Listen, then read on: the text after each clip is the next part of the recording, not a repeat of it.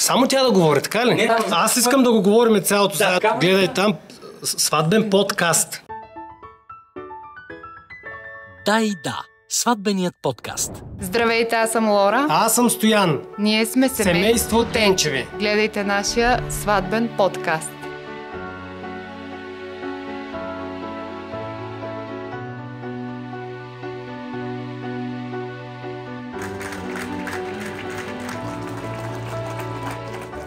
Да, имаме и женското, да, разбира се. И горчиво за младото семейство Тенчеви. Здравейте, аз съм Ивайло и съм кумът на този хубав празник. Здравейте, аз съм кумата. Казвам се Иванка.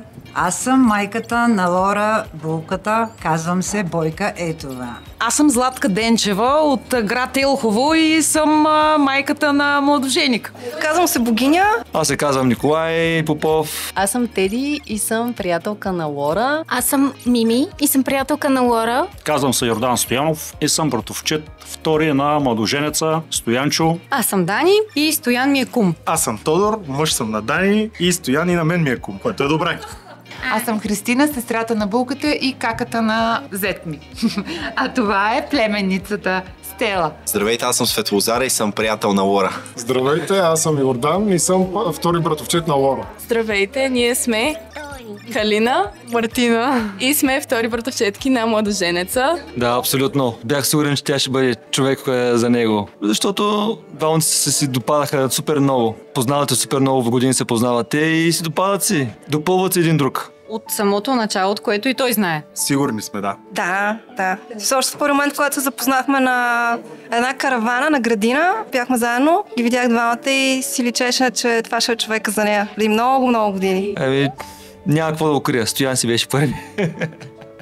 Денчи. Първата крачка естествено направи Стоян. Той като истински мъж беше направил цяла изненада за Лори. И за нас това беше много, така да кажем, приятно. Нас ни беше много приятно да видим как Лори отреагира на това предложение, което направи Стоян. Тя тогава изобщо не очакваше. И когато видяхме Лори, ние много се зарадвахме, защото виждаше се, че тя искрено се радва, искрено изпитва такива много силни чувства към това, което на бъдеще ще се случва при тях. И така. Стоян като един истински мъж доста смело отстоя своята позиция и доста настоятелно предложи на Лора. Тя като една истинска жена, така толкова нежно и блестяща от щастие прие и просто в същия момент, дори и по-рано се виждаше, че ще са един за друг. Бяхме изненадани. И то много, защото те не споделят, особено и Лора изобщо не споделя, така че да, бяхме доста изненадани. Много се зарадвах. Лично аз бях на седмото небе. Просто съм щастлива като майка, че си е намерил най-подходящия човек за него. И наистина я харесвам като такава. Аз го познавам доста отдавна. Имаха голяма дружба, по-дълъг период. Очарована съм, че майката е отгледала толкова възпитано момче, сериозен мъж вече станал, отговорен, грижовен към семейство, към приятели, към познати. Просто съм очарована от него. Много се радвам, че моята дъщеря срещна такъв човек в живота и ще продължи с него. Уравновесен, готин, земен. Допълва я. Много добре я допълва. И изкарва много хубави черти в нея. Разбира се, не.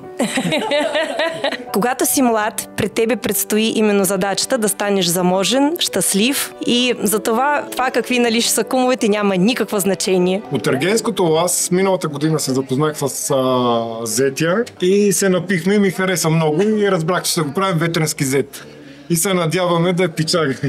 От Ергенското на морето много така сме ходили, сме излизали, купонясвали сме, пили сме към Лора. И да, било е забавно. Все пак ми е братовчетка.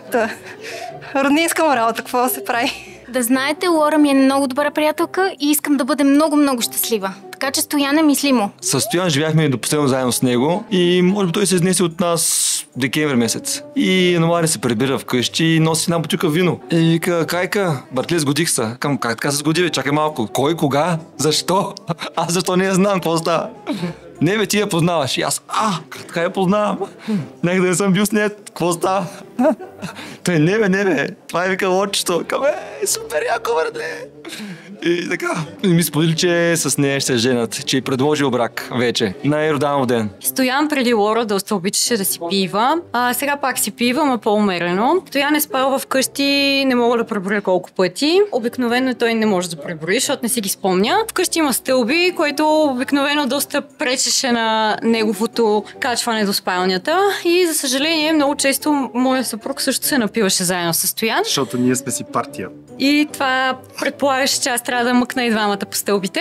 Но имам един злополучен случай малко преди да срещне Лора, в който просто Стоян много се напи и уж го настаних в стаята, всичко беше наред. Обаче след малко усетих, че блудният син се е събудил и тръгва надолу по стълбите, лови го в последния момент на падането и аз с 42-те си кила мъкнах Стоян по стълбите, защото той беше стигнал до половината им и ни нагоре, ни надолу. Втори път имахме подобна случка същата вечер, която просто беше легнал долу на дивана, защото съм го изтървала и в момента, в който ме погледна, ми каза, много е хубав този хотел, пак ще дойда.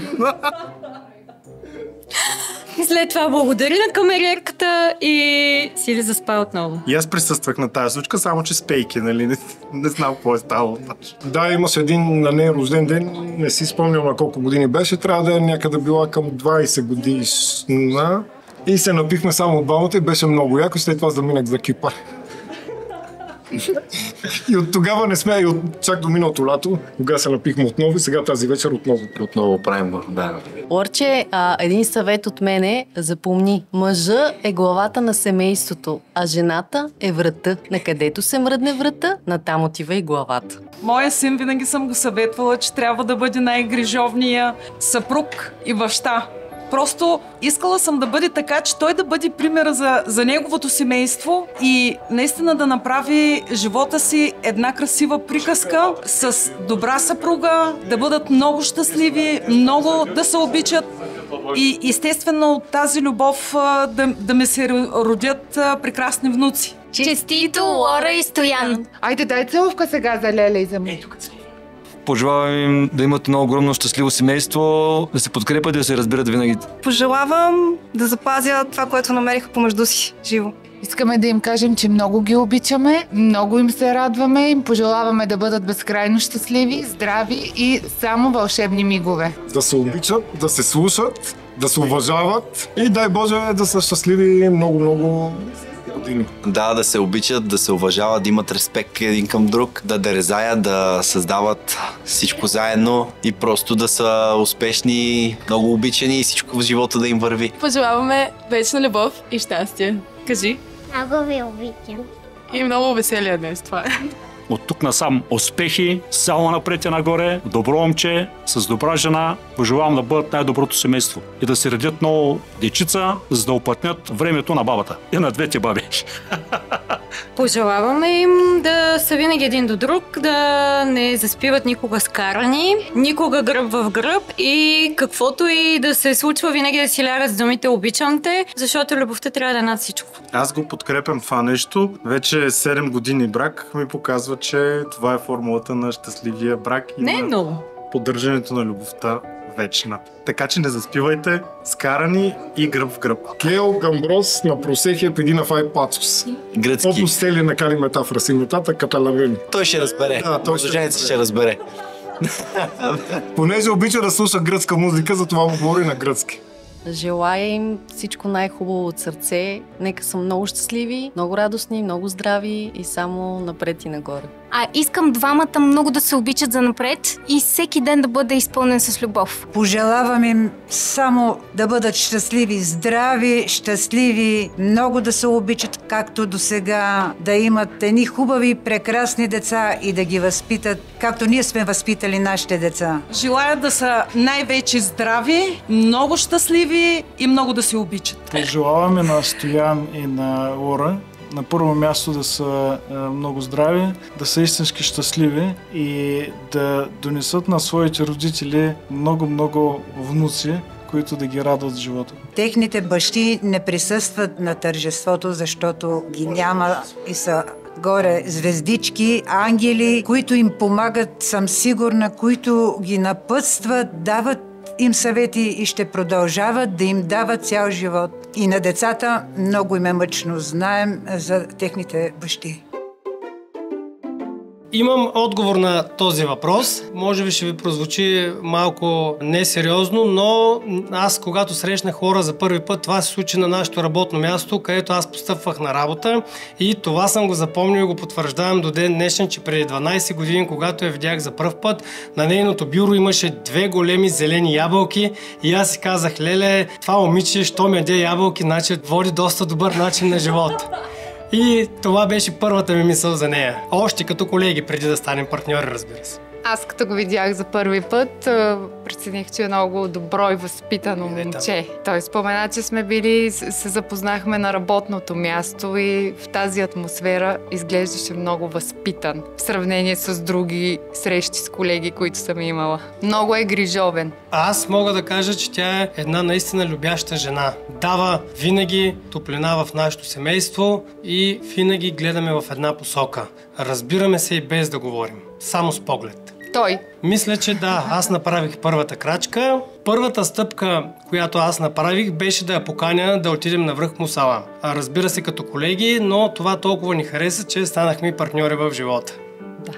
Нямаме скандали до сега. Аз преди малко мислех същото да кажа, когато четеше въпросите за скандали. Наистина може да звучи парадоксално, но ние наистина до сега не сме се карали за абсолютно нищо. Камо ли да е по-сериозно. Дори и в организацията на сватбата. Винаги да сме така, без скандали и винаги заедно. Пожелавам си наистина да имам винаги до мен тази прекрасна жена, да се обичаме и да се народиме много деца. Пожелавам на всеки да се случи това като днешния вълшебен ден за мен. И организиран от двамата и най-вече от него. Аз на първо място бих искал да благодаря на абсолютно всеки един човек, който присъства на нашия сватбен ден и това, че той е дошъл при нас и ни е уважил. И най-големи благодарности също искам да кажа че много обичам нашата племенница, която донесе и до ултара брачните халки. Стела, тя е наистина едно наше прекрасно дете, което направо ни разтапя, когато сме с нея и ни дава смисъл на живота. Да.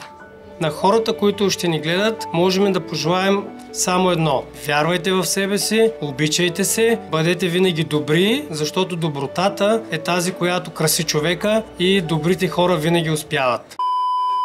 Само тя да говори, така ли? Аз искам да го говорим цялото. Гледай там, сватбен подкаст. Тук забравях да се включа на... Вижда ли се, каквото не трябва? Чакай малко. Аз мисля, че се представиш, ще кажеш, а после аз ще кажа. Аз се представям си. Но добре, дава още веднъж. Когато говориш на микрофон е много сложно. Не. Отгоре, не. Тази история ще го изложим с нея. Няма, то ще е скрито всичко. Значи Стоян преди Лора. Аз съм Златка Денчева и съм майката на младоженик. Супер яко, братле! Ние двамата се знахме малко и сега говорим тук. И се напихме и ми хареса много. И се напихме само от двамата. Може още да говорим, ако трябва. На мен ми хареса, обаче... Стига толкова. Да оплътнят времето на бабата.